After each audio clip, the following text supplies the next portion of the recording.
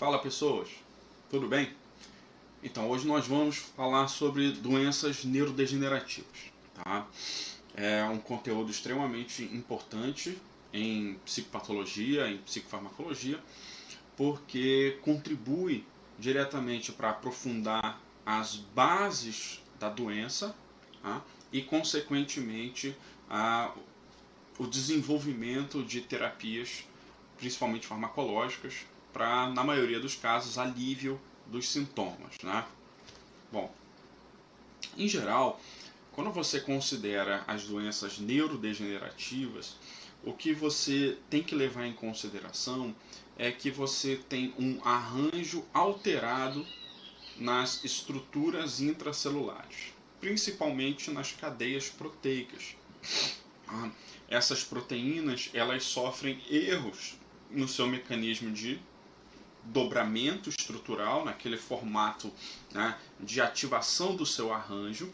Isso acontece por mutações, por exposição a vírus e outros elementos também de natureza genética, né? Então, essas alterações estruturais nessas proteínas acabam expondo aqueles resíduos hidrofóbicos, né, aqueles pontos hidrofóbicos que seriam mais internalizados, acabam eventualmente ficando mais expostos. E aí, no meio intracelular, resíduos hidrofóbicos expostos podem interagir com resíduos hidrofóbicos e, consequentemente, isso vai formando um aglomerado. Esses aglomerados são os oligômeros. E esses oligômeros, por sua vez, eles podem se agregar, então você está crescendo em escala e isso vai formando agregados insolúveis. Esses agregados insolúveis, eles tendem a alterar em eventuais ligações na porção interna da membrana, alterar o arranjo, alterar o desenho da célula, comprometer a estrutura de membrana, e isso tende a levar a eventos neurotóxicos, certo? Isso, tá? Um pouco sobre esse assunto pode ser lido aqui nesse artigo que está aí embaixo aí na descrição do vídeo, tá? Tem outros artigos que eu cito no decorrer dessa aula. Então, todo esse processo de alteração na cadeia de conformação das proteínas pode ser discutido, pode ser lido nesse artigo, tá? Bom, então essas alterações nos arranjos, né, esses erros de dobramento das proteínas, elas tendem a estar associados a alguns conjuntos de doenças neurodegenerativas. Então, por exemplo, quando você fala em doença de Alzheimer, então essa alteração é pela formação de agregados de placas beta-amiloides. Quando você fala em doença de Parkinson, você está falando em agregados de alfa-sinucleína. Então, essas alterações elas tendem a ser típicas e características de determinado tipo de doença neurodegenerativa. Então, a gente entende que existe uma variação no erro, mas que são os erros que tendem a gerar a maior parte das doenças neurodegenerativas. Certo isso? Bom, então aqui a gente tem alguns exemplos. Então, em doença de Parkinson, tá? A atrofia múltipla, né, sistêmica, tá? Em demência, em corpos de Lewy, com corpos de Lewy. Então você tem exemplo das alterações na alfa-sinucleína, tá? As talopatias, olha aí, demência frontotemporal, Alzheimer, degeneração corticobasal. Então, e apesar de ser taulopatias, ou sinucleopatias, você percebe que a formação dos agregados é diversificada. Então, é o que vai caracterizar cada tipo de doença neurodegenerativa. A origem é a mesma, mas você tem as variações características. Bom, e aí que essas alterações elas resultam em modificações, em situações patológicas que podem provocar mecanismos de morte celular. Tá? Um dos mecanismos de morte celular mais relevantes é a necrose. Tá? No caso, a gente tem que lembrar que a necrose, ela necessariamente, ela tende a gerar uma resposta inflamatória na região adjacente ao tecido necrosado, certo? Isso então tem um papel inflamatório. E aí você lembra que quando a gente fala em inflamação, a tendência da resposta inflamatória é potencializar o contexto do fenômeno lesivo ou propriamente inflamatório, patológico da região. Tá? Então, em geral, quando uma célula ela inicia o processo de necrose, ela tende a sofrer inchaço, acúmulo intracelular, vacuolização, tá? E isso posteriormente provoca lise, né? Ruptura de membrana. E a liberação dessas secreções tendem a provocar resposta inflamatória adjacente, certo? Como a gente consegue visualizar neste ponto aqui da imagem, tá? Bom, outra forma de mecanismo de morte neuronal é a apoptose, tá? Quando a gente fala em apoptose, a gente sabe que a apoptose ela está acontecendo o tempo todo, a vida inteira, certo? E é um mecanismo natural e programado, organizado, estruturado por uma cadeia de eventos bioquímicos altamente regulados por genes, ativa as caspases, ativa a cadeia da caspase 8, que leva à ativação das caspases 3 e por aí vai indo, certo? Ótimo. É um mecanismo programado, organizado, tá? E consequentemente não gera resposta inflamatória, tá? Contudo, em algumas patologias, além de ocorrer necrose, também pode ocorrer apoptose. Então, nem toda apoptose ela é uma apoptose fisiológica voltada para o mecanismo homeostásico do organismo do sujeito. Existem sim situações em que o mecanismo de apoptose ele é uma apoptose patológica. Tá? Para auxiliar especificamente no sistema nervoso um mecanismo de neuroproteção, tá? Para minimizar a ocorrência de eventos apoptóticos quando não são necessários, certo? Você vai ter moléculas neuroprotetoras importantes, que são o NGF e o BDNF. Tá? O NGF, fator de crescimento do nervo, e o BDNF, fator neurotrófico derivado do cérebro. Tá? Essas duas moléculas, elas participam do processo de regulação de elementos reguladores de cascatas bioquímicas associadas à apoptose. Tá?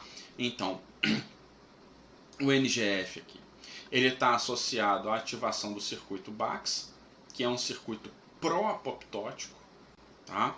Então, uma forma de neuroproteção associada é a redução dos níveis de NGF, reduzem a probabilidade de ativação do circuito Bax e, consequentemente, você não tem a expressão dos genes associados à ativação da resposta apoptótica. Em outras palavras, níveis mais baixos de NGF tendem a contribuir com um mecanismo neuroprotetor, certo? No caso do BDNF é o contrário, certo? Porque o BDNF ele regula a expressão de BCL2, que é um antiapoptótico, certo? Então, a ativação do circuito em que BDNF ativa a resposta do circuito quinase, que leva à ativação da resposta de BCL2, tende a ativar mecanismos protetores intracelulares. Tá? Então, é para a gente entender que na hora em que a resposta apoptótica patológica acontece, existem mecanismos de neuroproteção que podem regular isso. Tá? Então, ó, aqui em cima eu tenho um artigo, está na lista também, que indica como o BDNF ele atua na regulação da resposta neuroimune sobre o humor dos indivíduos. Tá? Um artigo recente. Bom, e aqui então a gente tem uma diferenciação. Então você nota, tá, que na necrose as células elas tendem a sofrer inchaço e esse inchaço provoca lesão da membrana e desintegração. Libera, tá, resíduos e esses resíduos disparam uma resposta inflamatória. Quando você considera a apoptose, muito pelo contrário. A ativação do circuito das caspases tendem a fazer com que ocorra uma condensação, lembra a ativação do circuito do apoptossomo. Essa ativação de circuito induz uma sinalização de liberação de fragmentos esses que vão ser fagocitados principalmente por macrófagos e consequentemente não vai ocorrer resposta inflamatória, certo? Isso são circuitos diferentes. Tá? Bom, aí agora vamos para os mecanismos.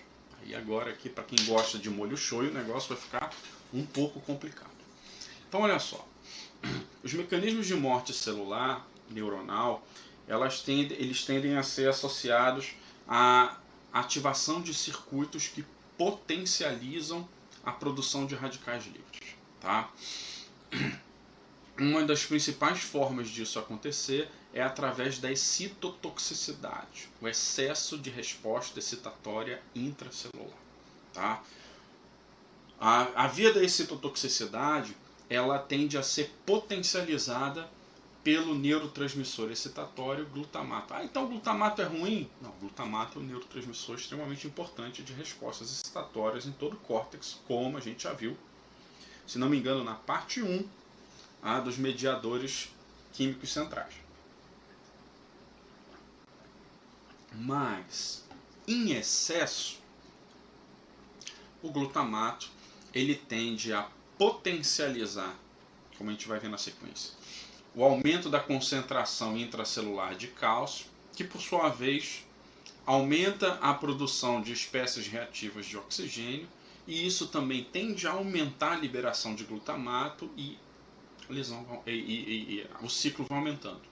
Quanto mais espécies reativas de oxigênio dentro das células, maior o risco de lesão na membrana e, consequentemente, você tem a ativação do processo neurodegenerativo. Tá? Por que o shoyu? Porque você lembra que o molho shoyu, o molho de soja, ele é rico em glutamato, certo? Aquele Ajinomoto, Agisal lá, que é rico em glutamato monossódico, tá? Eles tendem a fazer com que a oferta de glutamato no teu organismo seja mais alta. Obviamente, a gente no Ocidente a gente faz uso disso numa proporção muito pequena, mas em determinados países do Oriente, principalmente na China, você tem que eles conseguiram identificar a ocorrência de neurodegeneração excitotóxica pelo consumo abusivo de molho de soja, certo? Isso, tá? Então é o que eles chamam de síndrome do restaurante chinês, que é o indivíduo que ele é diariamente em várias refeições exposto a concentrações muito elevadas de glutamato que consequentemente disparam a resposta, que é a seguinte, tá? Então, como a gente viu, lembrou, tá? O glutamato, ele quando liberado, aqui, ele tende a ativar receptores NMDA, AMPA, e receptor metabotrópico. A ativação, lembra que na hora em que eu tenho a ativação de receptores AMPA e NMDA, esses são receptores canais iônicos, ionotrópicos. Então, na hora em que abre o canal, eu tenho um influxo muito grande de sódio e cálcio. Isso tende a provocar uma despolarização dentro da célula, certo? A despolarização dentro da célula tende a induzir a abertura dos canais de cálcio dependente de voltagem. Então, olha, o cálcio entra pela via do NMDA, o cálcio entra pelos canais de cálcio dependente de voltagem. A concentração de cálcio vai só aumentando, certo? A ativação da via metabotrópica do cálcio, né, através do sistema da fosfolipase C, a geração do produto inositol trifosfato ativa também, ó, a liberação de cálcio armazenado no retículo sarcoplasmático, ou no retículo endoplasmático, melhor dizendo. Então você tem um aumento da liberação de cálcio, certo? Tá. Qual é o problema? Quando eu tenho altíssimas concentrações de cálcio, no meio intracelular, o excesso de cálcio no meio intracelular tende a ativar a produção de óxido nítrico através da nosintase, e o aumento da quantidade de óxido nítrico tende a induzir a ativação da lesão de membrana. O óxido nítrico é neuroprotetor, mas em baixas concentrações. Em altas concentrações, ele tende a gerar lesão. Por quê? Porque os produtos da ativação a ativação enzimática, mais a reação com espécies reativas de oxigênio, que são resultantes de todo esse metabolismo de estresse oxidativo celular, tendem a gerar o que a gente chama de peroxinitrito. O peróxido nitrito, ele provoca alteração no arranjo das moléculas, lesão nas moléculas, e consequentemente faz com que você tenha um aumento no risco de lesão nas membranas, ativação de respostas necróticas celulares e, consequentemente, morte celular e ativação de resposta inflamatória. Então leva à inflamação. Apesar da excitotoxicidade, ela ter falado aqui que ela gera uma série de problemas, alguns até não cheguei a citar ainda, você tem mecanismos que tentam corrigir esse tipo de situação.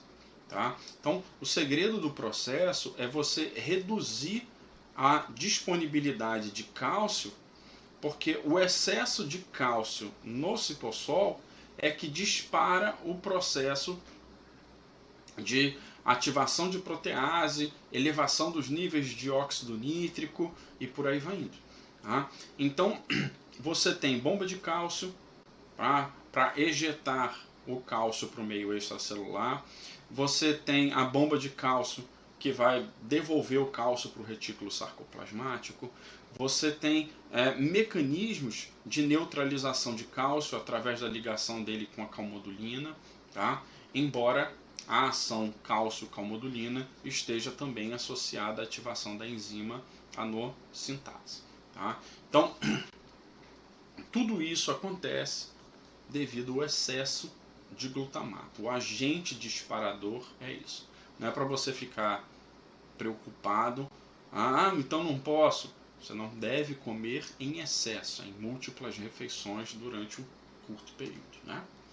Bom, então, outra forma de morte neuronal associada, assim como a excitotoxicidade, é o estresse oxidativo. E de novo, o estresse oxidativo ele é resultante da produção de radicais livres. Esses radicais livres são o quê? O oxigênio reativo, são hidroxilas reativas, peróxidos e por aí vai indo. Esses produtos eles tendem a ser gerados a partir de diferentes origens.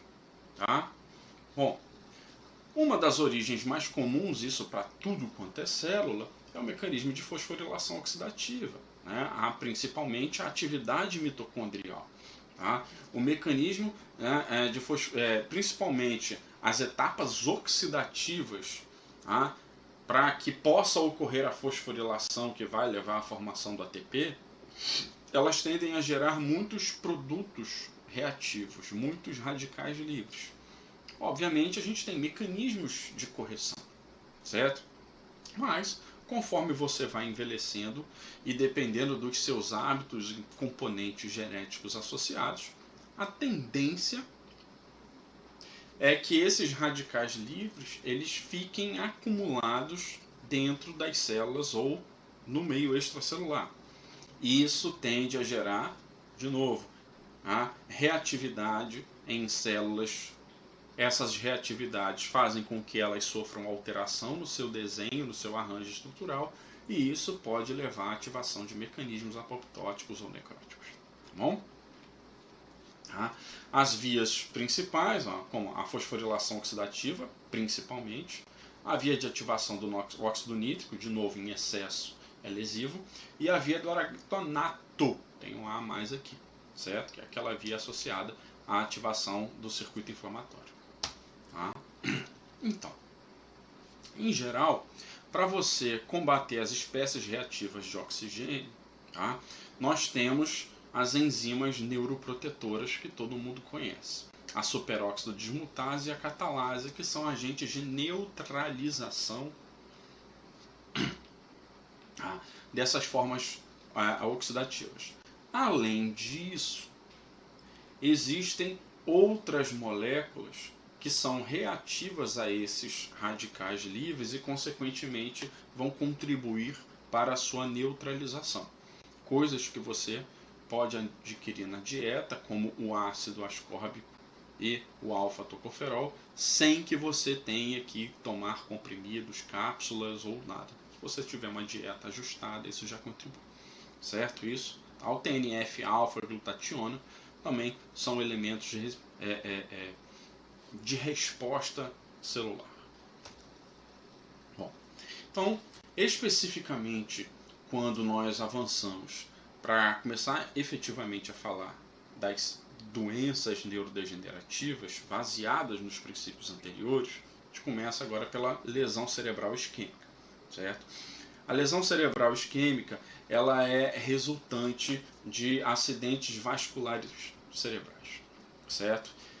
Esses AVCs eles podem ser fatais ou não fatais, certo? Mas dependendo da área lesionada, do tempo de duração e do impacto, essa não fatalidade ela pode gerar uma incapacidade, e essa incapacidade ela vai variar, obviamente, de acordo com a área notificada. Tá? Lembra, quando você fala em isquemia, você está falando num processo de interrupção no fluxo de sangue no cérebro, certo? E essa interrupção ela vai fazer com que aquelas células ali na frente não recebam um aporte de oxigênio e, consequentemente, isso vai comprometer a sua atividade metabólica natural. Tá? Bom, esse comprometimento ele tende a ativar respostas excitotóxicas, associadas ao disparo de glutamato, ao aumento da concentração do cálcio e à elevação razoável dos níveis de óxido nítrico. E aí, como a gente viu, tendência à resposta excitotóxica. Certo? Isso, tá? Nessa primeira imagem, a gente vê um AVC isquêmico, tá? Em que você tem a formação de um coágulo que impede o fluxo de sangue, então toda aquela região ali ela deixa de ser abastecida, então aquela área ali, ela tende a entrar em resposta excitotóxica, tá? Como a gente vê aqui. E aqui no outro caso, uma situação mais complexa, que é quando você tem um AVC hemorrágico. Então o sujeito ele sofreu um acidente, tem uma ruptura vascular e o sangue extravasa. Na hora que esse sangue extravasa, você, além das características isquêmicas, você vai ter toda a resposta inflamatória potencializada aqui. Tá? Bom, em geral, o tratamento, obviamente, ele vai depender do tamanho da lesão, das características do paciente, mas o uso de antagonistas de glutamato vai impedir o disparo do início da resposta excitotóxica. O uso de substâncias antioxidantes, a ingestão de antioxidantes para reduzir a oferta de radicais livres, aumentar a neutralização. Há inibidores de canal de cálcio e sódio, então reduz a possibilidade de despolarização e o cálcio a resposta de ativação excitotóxica, e anti-inflamatórios para reduzir a resposta inflamatória consequente do processo. Tá? Quando você fala em doença de Alzheimer, tá? Então aqui está lá também na lista um artigo que fala das estratégias de tratamento na atualização da patobiologia da doença. Né? A doença de Alzheimer, na maioria dos casos, ela está associada a pessoas bem velhinhas, certo? Apenas 5% dos casos ocorrem com pessoas de até 65 anos. Tá? Então, a característica que você tem aqui é que em Alzheimer, você tem uma produção progressiva de placas beta-amiloide. Lá do início, erro no dobramento, formação de oligômeros e agregados. Esses agregados eles vão se acumulando. E na hora em que eles vão se acumulando, vai chegar num ponto em que o tecido vai necrosar e vai começar a danificar, certo? E aí necrosa, inflama. Na hora que inflama, potencializa a lesão ao redor, certo? Bom, em geral, estas situações elas tendem a acontecer no hipocampo, daí a história de comprometer claramente a memória, e na porção no cérebro anterior basal. Tá? Bom, como a gente vê aqui, a área lesionada ela tende a gerar sulcações mais largas, e aqui você tem comprometimento na região ventricular. Tá? Então, além do comprometimento que vai levar o sujeito a ter comprometimento na formação de memória recente, isso também gera um tipo de demência em que o sujeito ele manifesta alterações de humor, comportamento e por aí vai. Tá? Então, em geral, como você consegue visualizar principalmente aqui, eu tenho a formação de novelos, que são resultantes do acúmulo das placas amiloides. Tá? O tratamento para Alzheimer ele é um tratamento muito paliativo. Lembra que é uma doença em progressão, como as outras que a gente viu, com as outras que a gente vai ver, com exceção da lesão isquêmica, né, que não precisa estar associada só à idade. Tá? Então, no caso aqui, o tratamento ele vai ser um tratamento para evitar a progressão da doença, tá? Ou reduzir, retardar a progressão dela. Tá? Então, em geral, as células afetadas são células colinérgicas, então o uso de anticolinérgicos, lembra, os anticolinérgicos são aquelas drogas que inibem a degradação da acetilcolina na fenda, então ela fica mais tempo disponível e eventualmente pode se ligar aos receptores e continuar gerando a resposta. Tá? O uso de substâncias vasodilatadoras para aumentar o fluxo de sangue na região, intensificadores de cognição, que são aquelas drogas que a gente quer acreditar que funcionam, mas não são tão eficazes quanto a gente gostaria que fosse. Tá? A doença de Parkinson ela tem como característica a neurodegeneração dos neurônios da substância negra, que são neurônios dopaminérgicos. Certo isso? Então olha aqui a imagem normal aqui, aqui a substância negra aqui, tá? Então, quando excitada, libera dopamina, que vai atuar aqui no putamen para a regulação da resposta de atividade motora, certo? É outra doença que ela também é progressiva com a idade e começa a se manifestar já com pessoas já idosas. Tá? A tendência é que a progressão da doença ela leve à perda da atividade motora, não de uma vez, né? Mas de maneira progressiva. Então, características: bradicinesia, né? Tremor em repouso, rigidez muscular, hipocinesia, que é a supressão dos movimentos voluntários, e dificuldade geral para iniciar ou para finalizar algum tipo de movimento. Tá? Como os neurônios afetados são neurônios dopaminérgicos da substância negra, tá?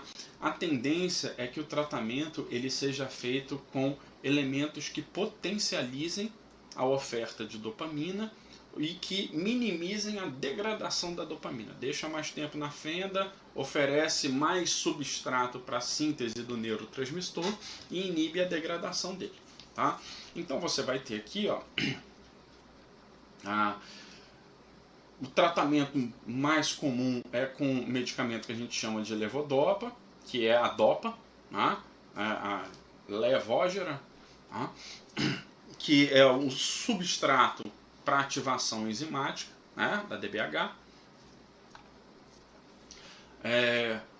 O uso do mecanismo inibitório para impedir com que a dopamina ela siga o fluxo da cascata e vá gerar, por exemplo, noradrenalina. Tá?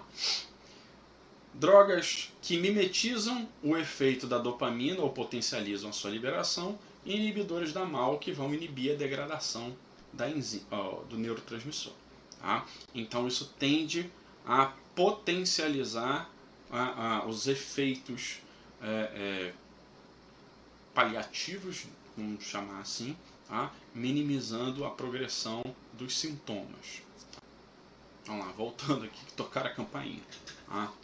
Bom, então a doença de Huntington ela é uma doença autossômica dominante e ela tem a característica de, na hora em que ela começa a manifestar os seus sintomas, ela tem uma evolução muito rápida.